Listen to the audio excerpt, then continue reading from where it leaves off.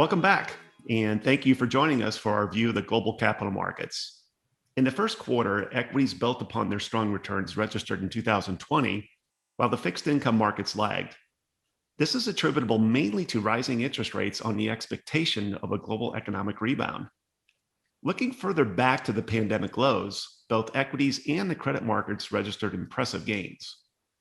Meanwhile, this risk-on tone led to results for the government bond market that were either more modest or negative. When looking at the stock market over the past year a little more closely, we could think of it in a couple different phases. First, starting from the pandemic lows to about the time where the US presidential election took on a keener focus, stocks sprinted strongly ahead and were led mainly by the stay-at-home names, considering the outlook for the coronavirus remained highly uncertain. However, this all changed in early November when favorable data points on vaccine trials led to the hope of economic reopenings. This, in turn, then changed the leadership to the going out stocks, which persisted throughout the first quarter. Other elements that have led to strong market returns have been highly accommodative global central bank policies and massive amounts of fiscal stimulus delivered by many countries in an effort to jumpstart their economies. Regarding our economic outlook for this year, we expect a favorable recovery led mainly by the emerging markets as well as the US. Thereafter, we anticipate growth to moderate after an expected reopening surge. And while we expect inflation to move higher in the back half of this year, we see this move moderating over time, particularly if the economy resumes to a more normal operating level, which we anticipate. Speaking of moderation, while the capital markets have been quite strong in recent years, our longer-term return outlook for a traditional 60-40 stock and bond portfolio has grown more tepid. Yet, that does not mean that opportunities have vanished.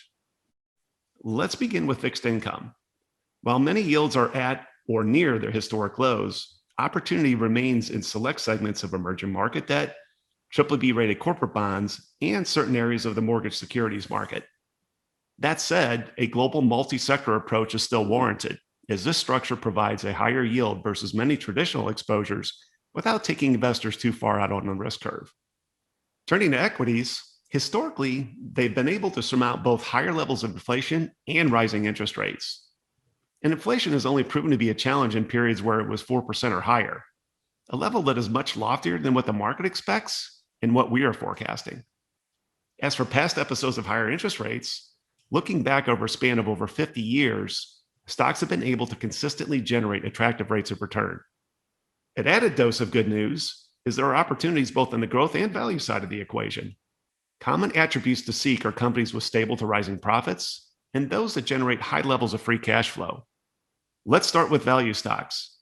A good way to approach such equities has been to find those that are attractively priced relative to the free cash flow they generate. However, in recent years, this approach has faced several headwinds.